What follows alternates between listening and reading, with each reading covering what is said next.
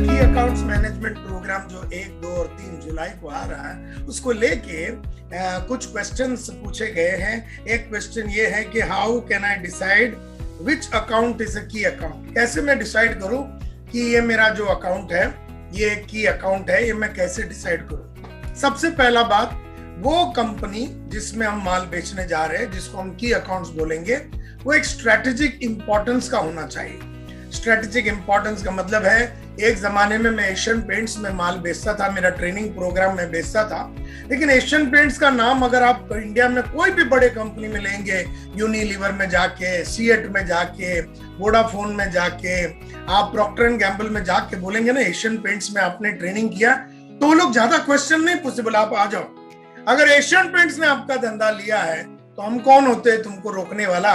तो एक strategic importance होता है जिसका नाम लेने से एक वजन मिलता है, वो भी एक की अकाउंट हो सकता है। दूसरा, एक की अकाउंट वो होता है जहां पर लार्ज कंट्रीब्यूशन, आपका वॉल्यूम, आपका जो बिजनेस का वैल्यू है ना, लार्ज, यानी आपका 100 रुपया का धंधा तो 80 रुपया का धंधा वहां से आ रहा है। तो लार्ज वॉल्यूम, जो बोलते हैं ना 80% of the business comes from 20% of the accounts and 20% business comes from 80% of the accounts.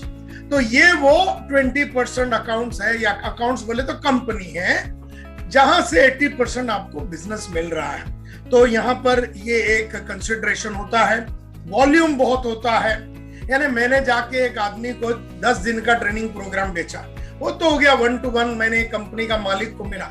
लेकिन जब मैं जाके कोको कोला में 2000 दिन का ट्रेनिंग प्रोग्राम बेचा, और जो कम से कम 3 साल चला, और कंटिन्यूअसली मेरे को पैसा मिलता रहा, और उसकी वजह से मेरी कंपनी का बहुत एक्सपेंशन, ग्रोथ, और ये सच बता रहा हूँ, 2000 की बात है जब कोको कोला मेरे हाथ में आया, 3000 दिन का ट्रेनिंग प्रोग्राम मैंने वहां किया।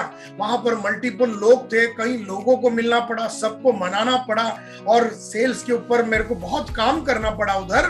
और वो अकाउंट जहां से बड़ा वॉल्यूम आ रहा है, जहां से लंबा टाइम तक धंधा आता रहता है, लगातार बार बार परपेचुअल जिसको बोलते हैं बिजनेस आता रहता है, और जिसका रेफरेंस देने से आपको भयंकर नाम, सम्मान और इज्जत मिलता है, इसको हम लोग की अकाउंट्स बोल सकते हैं।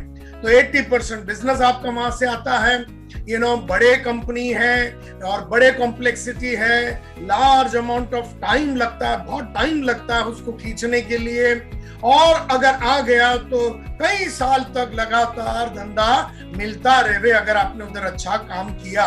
तो इसको आप की अकाउंट्स बोलते हैं। और इसलिए भी बोलते हैं क्योंकि ये अकाउंट आपके हाथ से गया तो लाखों करोड़ों का नुकसान हो सकता है, और इसको बराबर आपने होल्ड करके रखा। अगर आपने इसको बराबर होल्ड करके रखा, तो इसीलिए मैं बोलता हूं इन अकाउंट्स को आपको सबसे पहला तो आपको पेनिट्रेट करना पड़ता है, और पेनिट्रेट करना ही बहुत मुश्किल है क्योंकि वहां दूसरे बड़े बड़े प्लेयर ऑलरेडी खेल रहे हैं। दूसरी बात, उसको गेन करना पड़ता है, और गेन करने के बाद उसको होल्ड करना पड़ता है, उसको पकड़ के रखना पड़ता है, फिर उसको नर्चर और डेवलप करना पड़ता है over a period of time, फिर उसको मैनेज करना पड़ता है, लोगों का ईगो को मैनेज करना पड़ता है, पावर, पोजीशन, पॉलिटिक्स, इसीलिए इसको की अकाउंट्स बोलते हैं। And this is why we call this is what is a key account: big volume, big business, long term business. That is what is key accounts management. और इस company को manage करने की जो कलाकारी, जो 3 दिन में मैं सिखाने वाला हूं, इस कलाकारी का नाम है की accounts management. All the best. मेरा नाम टाइगर संतोष नायर।